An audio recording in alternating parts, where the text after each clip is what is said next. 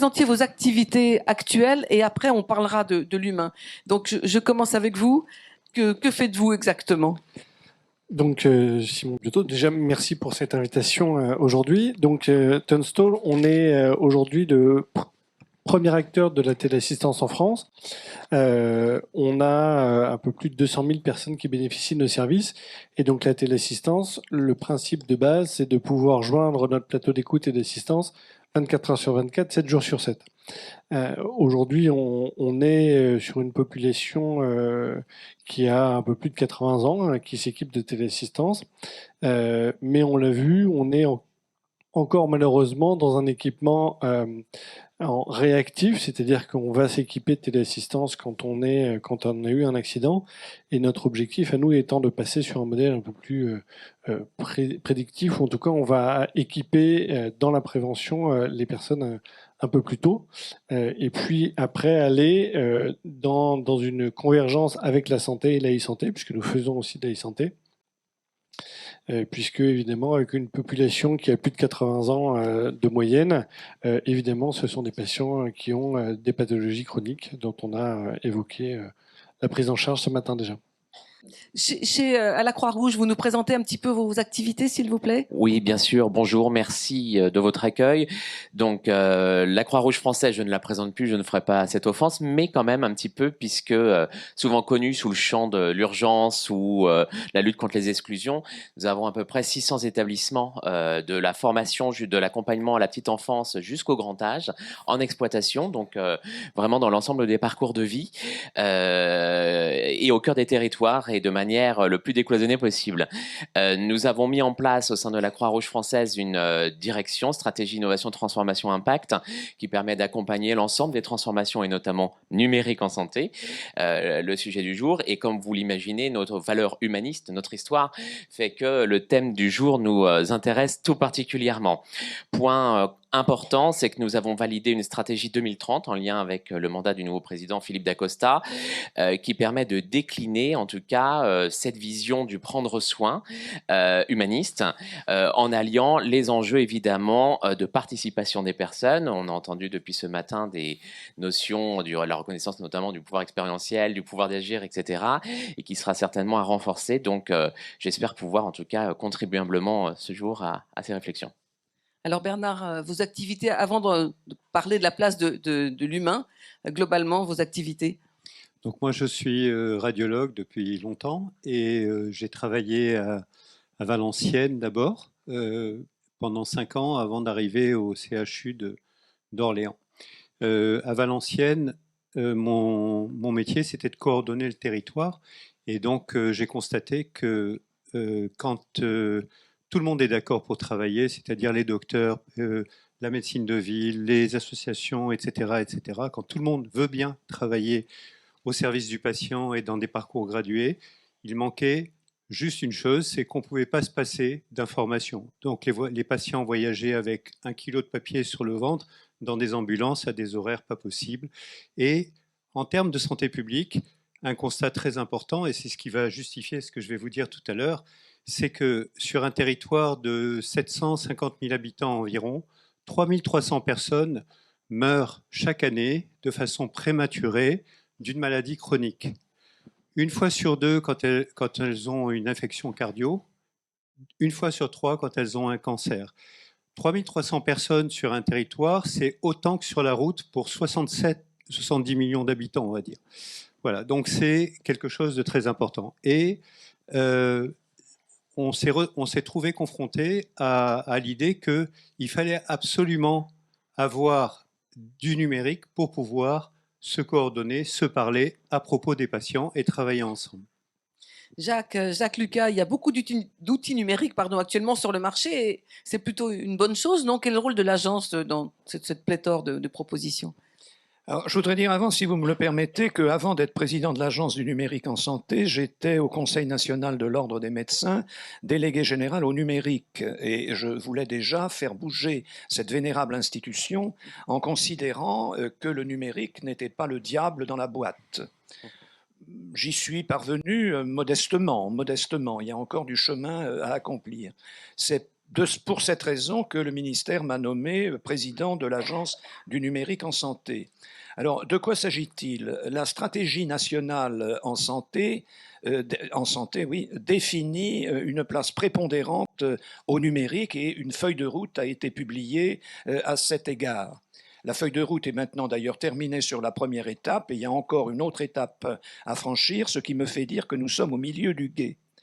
La première étape au niveau de l'agence a consisté à appliquer finalement aux outils numériques les éléments définis par la stratégie de l'État, c'est-à-dire par la délégation ministérielle au numérique en santé, concernant un sujet majeur et qui concerne les objets connectés en particulier, qui est l'interopérabilité, avec bien sûr la sécurité et la protection des données personnelles de santé, et l'identification certaine, tant des citoyens avec une appli carte vitale qui va arriver prochainement, et des professionnels de santé. J'étais à l'ordre des médecins, mais ma culture est celle des professionnels de santé, qui consiste à dire que désormais, c'est une équipe de soins qui prend en charge un patient et que dans cette équipe de soins, il y a le médecin bien évidemment, mais il y a également les infirmiers, les pharmaciens, les masseurs kinésithérapeutes, enfin l'ensemble des professions de santé. On peut même dire d'ailleurs, et j'en aurai terminé, on peut même dire qu'il y aura le secteur médico-social qui est un secteur majeur dans la prise en charge, et il faut donc que les professionnels du secteur médico-social soient également branchés, ou plus exactement connectés, comme on dit. Si bien du coup, j'ai oublié la question que vous m'aviez posée. C'était le rôle de l'agence, mais je pense que nous allons rentrer dans le vif du sujet alors, maintenant, parce que le temps passe. Oui. Alors, le rôle de l'agence, c'est donc, comme je vous le dis, d'appliquer le plus intelligemment possible, j'allais dire bêtement, mais non, le plus intelligemment possible, les consignes qui découlent de la stratégie de l'État. Et prochainement, puisque je pense que le directeur général de la CNAM, Thomas Fatome, fait un discours le 14 de ce mois, c'est-à-dire dans 2 jours, où il va annoncer un certain nombre de choses, dont l'ouverture du catalogue des applis en santé. Donc, qu'est-ce que c'est que ce catalogue des applis en santé? Ce seront des applis en santé qui seront référencées par l'État dans un catalogue, comme son nom l'indique, qu'on trouvera dans mon espace santé. Et que les applis qui sont référencées, ce n'est pas le fait du prince qui fait qu'on les référencie ou pas, c'est qu'elles respectent précisément ce que j'ai dit antérieurement en matière d'interopérabilité, de protection des données, d'identification des personnes. Et il faut également y inclure, bien sûr, leur utilisabilité, c'est un mot épouvantable, mais c'est quand même ça, ça doit s'adresser à tous les citoyens, et leur intérêt en matière de prévention comme de soins. Merci. Anne me dit qu'il faut arrêter là, oui, c'est parfait. Oui, vous allez vous arrêter là parce que ce que je voudrais maintenant, c'est qu'on développe justement la part de l'humain. On va peut-être commencer avec vous, Simon. Dans votre domaine, est-ce que la part de l'humain est bien respectée et que peut-on améliorer? Alors oui, je pense que l'humain est vraiment au cœur de notre métier, puisque nous, notre métier, c'est de répondre à toutes les alertes. On gère un peu plus de 3 millions d'appels par an de nos abonnés qui nous appellent effectivement 24 heures sur 24, 7 jours sur 7. Notre métier, c'est d'être présent au domicile de ces abonnés-là et de répondre à tous leurs besoins. Alors aujourd'hui, on pense à la téléassistance, c'est j'ai chuté ou j'ai un problème et j'appuie sur mon médaillon. Mais on sait qu'on a 90% de nos appels qui ne sont pas des appels d'urgence, qui sont des appels de réassurance, qui sont des appels effectivement où on va pas nécessiter l'intervention d'un tiers à domicile ou d'aller aux urgences. On est vraiment dans cet accompagnement-là et on est aussi du coup dans la prévention. On a pu notamment le faire dans cette période de Covid dont on a parlé déjà ce matin, où effectivement on a pu lancer des campagnes d'appel de prévention que l'on fait. Donc notre métier est effectivement d'être l'humain au cœur du domicile à travers notre boîtier de téléassistance. Qu'est-ce qui vous manque le plus encore aujourd'hui? Qu'est-ce qui pourrait être amélioré? S'il y avait une chose. Alors aujourd'hui, ce qui va manquer, c'est qu'effectivement, on reste et un peu de la problématique du cloisonnement entre effectivement la téléassistance qui fait partie de l'autonomie et dans sa prise en charge départementale. Aujourd'hui, on voit pourtant que les bénéfices de toute la prévention et la mise en place de la téléassistance découlent sur l'intégralité des systèmes de soins et de la santé. Donc évidemment, quand on met en place la téléassistance, on va diminuer les hospitalisations, on va diminuer les séjours aux urgences, on va diminuer les visites chez les professionnels de santé. Et ben, ces financements-là, la téléassistance qui est financée par la partie autonomie, on aurait besoin effectivement d'une convergence des financements sur la partie santé, puisque les bénéfices découlent aussi sur cette partie-là. Alors les deux autres, Jacques, ça sera après. Financement, juste quelques mots chacun. Est-ce que pour vous c'est un problème majeur actuellement pour faire évoluer le système? Oui, évidemment, c'est un sujet majeur puisqu'à ce jour, globalement, on peut se satisfaire que tous les financements publics, que ça soit par le biais d'appels à projets comme Structure 3.0 porté par l'ANS ou le tiers-lieu numérique en santé porté par la DNS récemment, soutient les démarches d'innovation en santé dans le champ du sanitaire comme dans le champ du médico-social. Par ailleurs, c'est le problème de l'essaimage derrière et de l'impact dans les modèles économiques pour assurer un déploiement. À ce jour, voilà, c'est plus ce passage-là. Initier l'innovation. On va y revenir. Voilà, et c'est vraiment ce problème-là. Donc, Oui. il y a un vrai sujet de financement et d'impact dans les modèles éco. Bernard, le financement? Moi, j'observe que depuis 5 ans, on a fait un pas de géant. Voilà, il y a 5 ans, on était noyé dans une multitude de solutions numériques qui n'avaient aucun sens, qui ne communiquaient pas, etc. Clairement, le paysage a changé. Donc ça, c'est très important. Alors, les financements, ils ne sont jamais suffisants ou jamais bien répartis. Mais en tout cas, on a souvent l'occasion de répondre à des appels à manifestation d'intérêt, des appels à projets, etc. Et donc, on voit bien que l'écosystème s'accélère à la bonne vitesse. Parce que le problème, c'est la vitesse aussi de mise en œuvre de ces solutions. Joanne, dans votre domaine, donc au niveau de la Croix-Rouge, qu'est-ce qui pourrait être encore amélioré dans cette relation aux patients? Premier élément, c'est tout simplement la place des personnes accompagnées.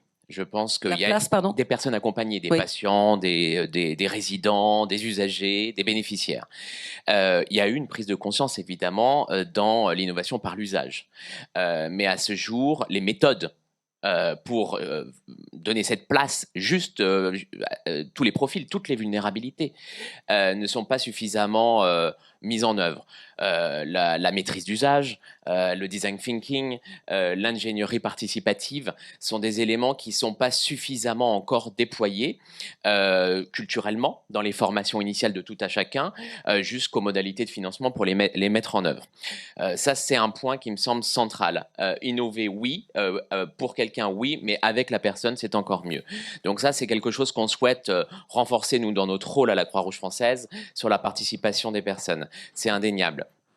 Après, ce qui me semble essentiel, c'est la partie effectivement de l'ensemble de l'écosystème, la formation des professionnels, la formation effectivement des aidants à ces nouveaux usages. Alors, je suis ravi que dès janvier 2024, sera rendu obligatoire de la formation du numérique en santé pour un certain nombre de catégories de professionnels.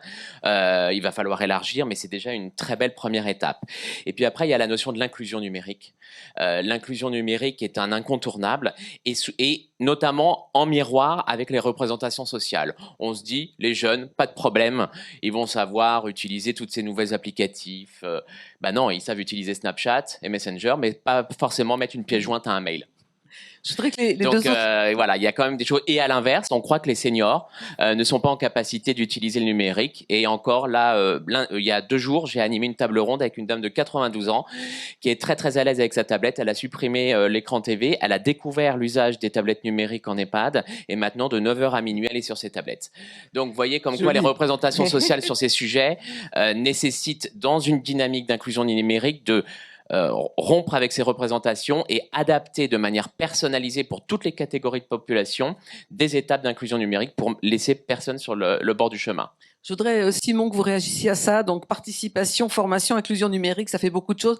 Est-ce que c'est des points qui vous semblent aussi importants à Tout à fait, avancer. tout à fait. Aujourd'hui, sur notre clientèle cible, aujourd'hui, on voit on est encore dans l'électronisme. On voit que sur une population âgée de plus de 80 ans, on a cette difficulté d'accès au numérique. Et notre rôle, nous, est aussi de les accompagner dans cette démarche-là. Monsieur...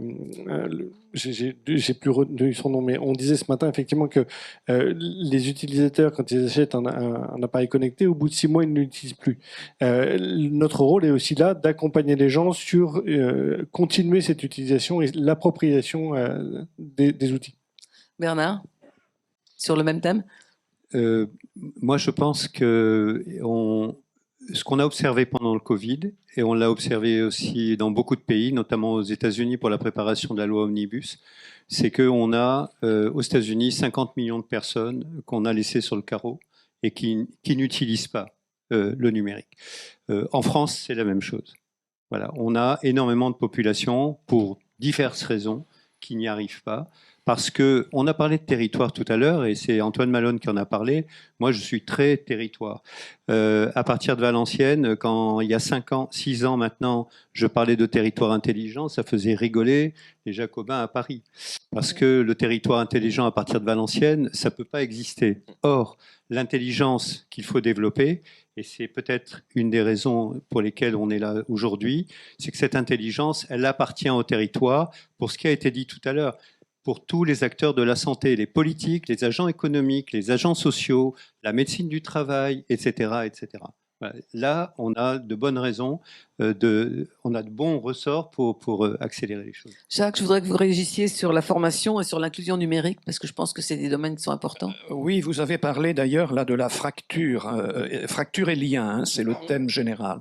Bon, il existe actuellement des liens, c'est indiscutable. On a vu pendant l'épidémie de Covid, par exemple, que la téléconsultation, avec la levée d'ailleurs des obligations administratives, a rendu quand même énormément service, mais c'était extrêmement ciblé, c'était chez les personnes craignant d'avoir le Covid. Dans le même temps où il a pu y avoir une fracture, c'est que les personnes atteintes de pathologies chroniques en ont finalement assez peu bénéficié de ces téléconsultations, alors qu'elles auraient été utiles, peut-être aussi avec un esprit civique de la part de ces citoyens qui se sont dit, après tout, je ne vais pas si mal que ça, et on verra lorsque la pandémie sera terminée. Je pense que je disais que sur le plan de la stratégie du numérique en santé, nous sommes au milieu du gué. C'est-à-dire que tous les moyens techniques, qui sont encore améliorables bien évidemment, mais que tous les moyens techniques sont en place. Dominique Pont d'ailleurs avait coutume de dire que c'était pas très sexy parce qu'on ne voyait pas finalement les réalisations qui allaient en résulter. Nous sommes au milieu du gué car il faut que les utilisateurs finaux, c'est-à-dire les professionnels de santé et les citoyens, malades ou pas d'ailleurs, parce que la prévention peut y être associée, s'approprient et puis ensuite adoptent les moyens qui sont mis à disposition. Et c'est là où doit se situer l'accompagnement humain. Cet accompagnement humain, alors il y a actuellement bien sûr des ambassadeurs du numérique qui sont envoyés dans les territoires. Bon, c'est un point extrêmement positif, mais ils tiennent finalement des discours convenus d'avance avec des éléments de langage, comme on dit. Et ces éléments de langage sont quand même parfois un peu trop technocratiques et ils ne parlent pas simplement aux gens. Quand je dis simplement aux gens, j'ai pas dit qu'ils ne parlent pas aux gens simples, hein, mais il faut parler simplement aux gens parce que quel que soit le milieu socioculturel, il y a actuellement une appréhension au sujet du numérique parce que les données de santé vont être piratées. À chaque fois qu'il y a un piratage, on régresse de plusieurs pas dans l'esprit des citoyens en disant jamais je ne vais mettre mes données de santé. Voilà, donc il y a vraiment une préoccupation. Donc il faut s'appuyer sur les professionnels de santé dans les territoires. Et je pense même personnellement que si ça va concerner l'agence régionale de santé, il faut descendre à des degrés au-dessous, au niveau du territoire départemental et même au niveau des mairies. Et que les maires sont très attentifs actuellement aux moyens de l'accès aux soins, puisque la plupart de leurs administrés, dans beaucoup de régions, n'ont pas accès aux soins. L'autre point de la fracture, c'est qu'il faut que la France soit couverte en haut débit, parce qu'on ne fera pas de téléconsultation s'il y a encore des zones du territoire où même la 4G n'arrive pas, sans parler de la fibre. Et puis, il y a des fractures sociales. Et il faut rappeler quand même, l'INSEE a publié récemment cette étude, qu'entre 15 et 17% de nos compatriotes sont frappés, si je puis dire, d'électronisme. Ce que Johan Girard a d'ailleurs dit, et même les jeunes peuvent l'être parce qu'ils savent jouer avec leur smartphone, mais ils ne savent pas l'utiliser. Donc, 17%. Ça représente quand même une population qui est beaucoup. Et ça n'est pas qu'en ruralité. Si vous allez en Seine-Saint-Denis ou dans le 19e et 20e arrondissement de Paris, vous allez trouver la même situation. Donc là, il faut un accompagnement humain le plus proche possible des gens. Là, je voudrais reposer la même question à Bernard qu'aux autres intervenants. Qu'est-ce qu'on peut améliorer dans votre système pour donner une place encore plus importante à l'humain? Qu'est-ce qui manque le plus selon vous? On a vu, chacun a donné ses priorités. Il y a des humains dont on parle peu, c'est les décideurs. Voilà. Oui. Aujourd'hui, on parlait tout à l'heure de la gestion des données populationnelles, et je pense que ça, c'est une voie royale pour les 20 à 30 ans à venir. Par contre, cette gestion populationnelle, il faut qu'on arrête de nous expliquer que tous les vrais problèmes de la France en matière de numérique santé, c'est la recherche. Alors, c'est certes un énorme sujet, la recherche, et on a perdu énormément de place dans la recherche, et il faut faire un effort magistral. 85% des données de santé sont sur des territoires où on n'a pas une problématique directe avec la recherche. Et je ne parle pas que des hôpitaux, je parle de tous les acteurs de santé. Quand on est en Meuse, en I-Meuse, qui a un projet magnifique autour justement du territoire et de l'engagement de tous les acteurs, c'est ça le facteur humain qu'il faut changer, ou en tout cas qu'il faut améliorer aujourd'hui. C'est-à-dire notre capacité à décider, non pas à partir du centre ou du haut de la pyramide, mais à faire, à partir des territoires, à créer une dynamique dans laquelle tous les acteurs vont être emmenés, et ce qui va justifier que l'on puisse dire peut-être dans 5 ou 10 ans qu'on a effectivement les meilleures bases de données du monde et qu'on va faire beaucoup mieux que les autres. J'écoutais tout à l'heure cette dame de l'ambassade du Danemark. On voit bien que la gestion de la stratégie numérique au Danemark a été fondamentalement différente. On s'y est mis, on y va par palier et on arrête de penser que le marché va réguler l'offre et la capacité justement de trouver des modèles numériques. C'est pas comme ça que ça se passera parce que c'est plus le sujet. Je voudrais que vous réagissiez tous les deux à ce que vient de dire Bernard. Vous, Simon, d'abord, la place des décideurs. Oui, bien évidemment, les décideurs doivent faire partie de ça et ça fait partie des politiques publiques qui doivent être mises en place. Je peux que être d'accord sur ce point. Johan? Pas de réaction particulière, mis à part que je trouve tout de même qu'il y a de plus en plus un alignement entre les décideurs, les acteurs de territoire et les bénéficiaires.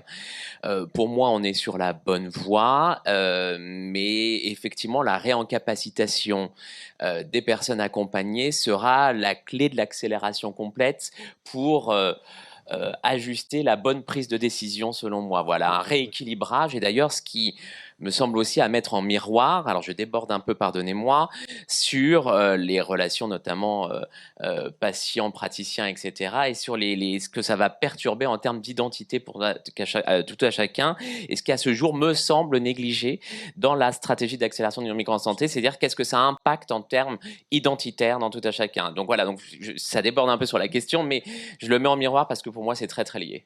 Bernard, vous voulez rajouter quelque chose? Oui, c'est simplement, qui peut citer un seul territoire où aujourd'hui vous avez un chaînage des différents acteurs qui soit à peu près cohérent, c'est-à-dire le chaînage des hôpitaux et un certain chaînage avec la médecine de ville et le médico-social. Qui peut en citer un seul?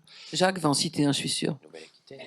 Non, parce que je partage ce qui vient d'être dit, et c'est le cœur du sujet. Même le déploiement de la e-santé le nécessite. Alors, on voit bien quand même que l'État jacobin, que nous connaissons bien, qui a des mérites aussi quand même, hein, il ne faut pas le négliger, a pris conscience du problème, notamment après le Covid, et on voit bien que les initiatives et que les annonces qui sont faites par le président de la République ou le ministre de la Santé et de la Prévention sont faites dans des territoires.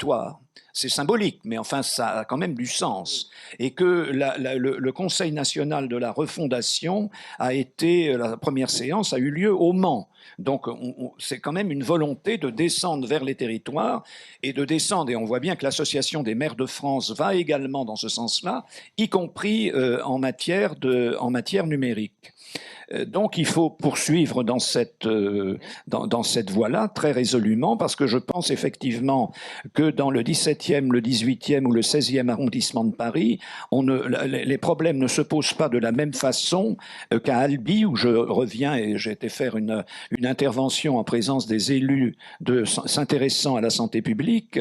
C'est pas la même chose. Il faut toutefois garder un cadre national afin qu'on ne soit pas mieux soigné dans les régions riches et moins bien soigné dans les régions pauvres. Donc il doit y avoir quand même des règles qui restent des règles d'État.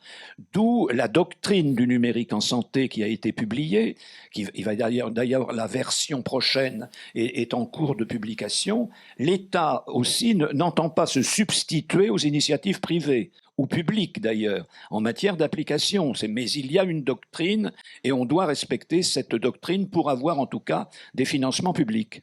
Alors, quand je vous ai appelés tous les uns les autres, vous voulez ajouter quelque chose? Oui, un petit complément quand même là-dessus, parce que un point où il faudra être vigilant tout de même, c'est au-delà effectivement des modalités de gouvernance et de déclinaison dans les territoires, il y a une question aussi des secteurs d'activité. Tout à l'heure, vous avez souligné le rôle du médico-social. On le voit dans les méthodes de déploiement justement de la stratégie d'accélération du numérique en santé, notamment par exemple l'appel à projet de tiers-lieu numérique en santé. Les CHU sont beaucoup plus en capacité de répondre que des acteurs du médico-social. Les structurations et les méthodes qui sont portées pour répondre à cet enjeu-là sont tellement lourdes que les acteurs du médico-social auront de grandes difficultés pour y répondre. Et si on veut atteindre nos objectifs de transversalité, de coordination des territoires, dans l'intérêt des parcours individuels, dans la qualité des soins, il faudra être vigilant sur les différences de force, si je peux m'exprimer, et de capacité d'agir entre des grands CHU et des petits EHPAD ou des petites structures SSR locales. Oui, Bernard. Et pourquoi pas les deux? C'est-à-dire, c'est très clair, hein, dans les mots que vous employez, c'est on décline. C'est-à-dire on descend, on va sur les territoires pour montrer qu'on s'intéresse aux territoires, etc. Ça, c'est l'État et c'est normal. Et j'ai rappelé tout à l'heure que depuis 5 ans, moi, ma vie a changé. J'ai 69 ans bientôt. Ça faisait 35 ans que j'attendais cette période et quand ma femme m'a dit « Pourquoi tu travailles après ta retraite ?» J'ai dit « Parce que je veux vivre ça. Ça fait 35 ans que je l'attends. » Voyez. Donc, je suis très, très lucide. Par contre, la déclinaison, le machin, le CHU qui fait mieux que les autres, etc., c'est parce que ça dépend d'une doctrine qu'on a posée dès le départ en disant, dès 58, en disant « Qui peut le plus, peut le moins ». La période que nous vivons aujourd'hui, depuis 2000, avant, on était jeunes, riches, et on était les meilleurs du monde pour faire du soin. Aujourd'hui, on est pauvre, on est vieux, et on ne sait pas faire avec les maladies chroniques. Ou en tout cas, on sait moins bien faire. Donc c'est ça notre enjeu. Moi, j'ai une proposition, elle est toute simple. C'est d'un côté, effectivement, l'État joue son rôle, et Jacques l'a rappelé, et moi je suis à fond là derrière. Je dis simplement, il y a des territoires sur lesquels on peut favoriser de l'activité, on peut favoriser de l'initiative, on peut prendre de l'intelligence qu'on n'a pas en haut parce que ce n'est pas arrivé. Voilà, le territoire intelligent dont je parlais, il est en Imeuse aujourd'hui. En Imeuse, c'est-à-dire un territoire qui regroupe, je crois 850 000 habitants, on a véritablement une dynamique de tout le monde autour de la santé. Et c'est ça qui est intéressant, c'est un projet de TIGA, donc c'est financé par l'État. Donc, ce n'est pas oublié, c'est juste concomitant. Il y a un dernier sujet que je voulais aborder avec vous, parce que vous m'en avez parlé les uns les autres quand on s'est téléphoné. Vous regrettiez, pour certains, le manque d'intérêt, voire la résistance des professionnels de santé. Est-ce que ça, c'est vraiment un point sur lequel il faut jouer? On va commencer avec vous, Simon. Aujourd'hui, nous, on n'est pas forcément beaucoup en relation avec les professionnels de santé, mais on voit bien et on l'a entendu dès ce matin, hein, il est très important qu'ils soient au cœur de la décision et ils vont être les premiers prescripteurs. On a vu la confiance que les patients, les bénéficiaires ou la façon dont on veut les appeler accordent à leurs médecins traitants. Il est important qu'ils soient effectivement moteurs sur la prise en charge, en tout cas sur l'acceptation du dispositif. Johan? Ce que je faisais écho tout à l'heure sur l'identité, je pense que c'est l'élément qu'il ne faut pas négliger ou qui est trop négligé. Je pense que c'est pas si anecdotique que cela pour un chirurgien du jour au lendemain lui dire un robot va détourner votre acte, finalement presque sacralisé d'ouvrir le corps de quelqu'un avec un scalpel et c'est plutôt le robot qui va le faire à votre place. Oui, mais moi, je pense connais pas qu'il de faut- chirurgien qui a un poignet qui aille dans toutes les dimensions, par Mais exemple. nous sommes complètement d'accord, mais je pense que, bien évidemment, et je pense que tout le monde reconnaît la performance du rôle numérique en santé, mais il y a une part sur qu'est-ce que ça touche dans le sens de pourquoi j'ai fait ce métier-là et toute l'histoire qu'il y a autour. Donc la dimension finalement presque anthropologique des métiers, un psychiatre qui va être dans sa relation d'écoute et de prise en charge avec un écran intermédiaire, c'est peut-être pas la même relation en soins. Et à l'inverse, pour le patient et son rôle aussi, notamment dans sa gestion des données de santé, son rôle d'acteur. Il y a des choses qui bougent dans les rôles et places de chacun qui, à ce jour, me semblent sous-estimées. Donc, c'est vrai que dans toutes ces dynamiques qui sont mises en place sur les sciences humaines, finalement, devraient prendre une place peut-être plus prépondérante dans la conduite du changement qui s'opère, sur l'impact identitaire, de l'aide-soignant au médecin, jusqu'au chirurgien, etc. Et bien sûr, le rôle du patient. Un petit peu analyser cela avec peut-être des recherches, actions en la matière pour venir nourrir la réflexion me semble un point d'attention, en tout cas utile. Je voudrais l'avis du médecin sur ce sujet. Ben moi, j'ai constaté, c'est ce que j'ai lu, hein, la plupart des téléconsultations, en tout cas la majorité, la part majoritaire des téléconsultations pendant ces 2 dernières années, c'est la télépsychiatrie. Oui. C'est ce dont on disait, c'est pas possible. Oui, absolument. Voilà. Absolument, Les patients psychiatriques, ils accepteront pas. Alors, c'est possible. Ça, c'est intéressant. Et je suis tout à fait d'accord avec vous. Je pense que, alors, moi, je me suis occupé de cancer du sein pendant 30 ans. D'accord ? Et je faisais de la scénologie. Je ne faisais pas des mammographies, hein, pour bien différencier les deux. Donc, moi, je suis 100% d'accord avec vous. Je crois qu'on peut redonner, et grâce au numérique, on peut redonner du sens à une pratique qui va se modifier.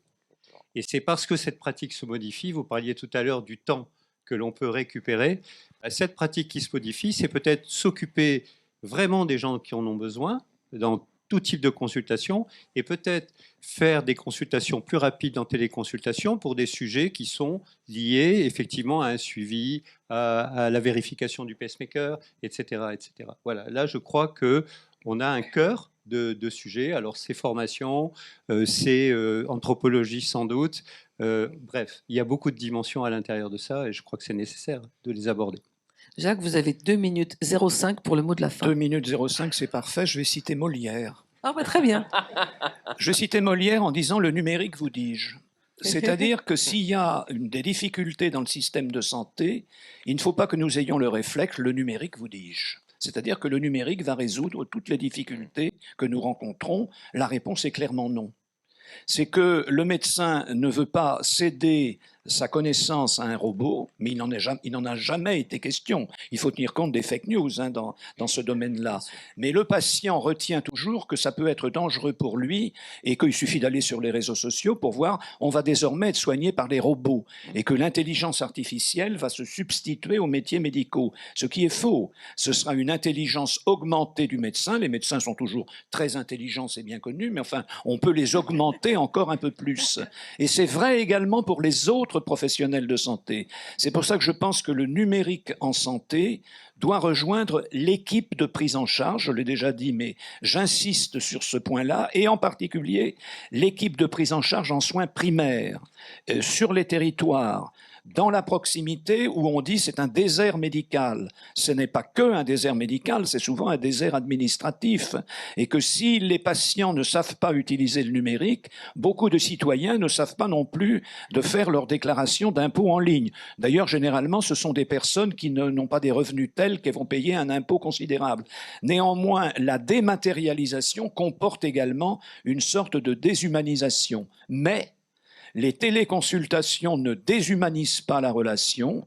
Tout dépend comment on l'utilise. Il y a évidemment des patients, tu as parlé des patients psychiatriques. Bon, les grands délires paranoïaques ne sont pas pris en charge probablement en télémédecine. Non, mais c'est important de le dire parce qu'on ne peut pas dire les téléconsultations. Je suis allé, quand j'étais au Conseil de l'Ordre, j'ai conduit une mission à Mayotte et j'avais dit, 30 secondes, et j'avais dit à Mayotte, la téléconsultation. Vous savez, faire des téléconsultations avec la Réunion. J'étais naïf à l'époque parce que j'étais beaucoup plus jeune probablement, mais je me suis fait huer par des confrères. Je leur ai expliqué ensuite et ça s'est arrangé lors du cocktail. Voilà, je vous remercie. C'est une belle façon de terminer. Merci messieurs, merci à vous, bonne journée.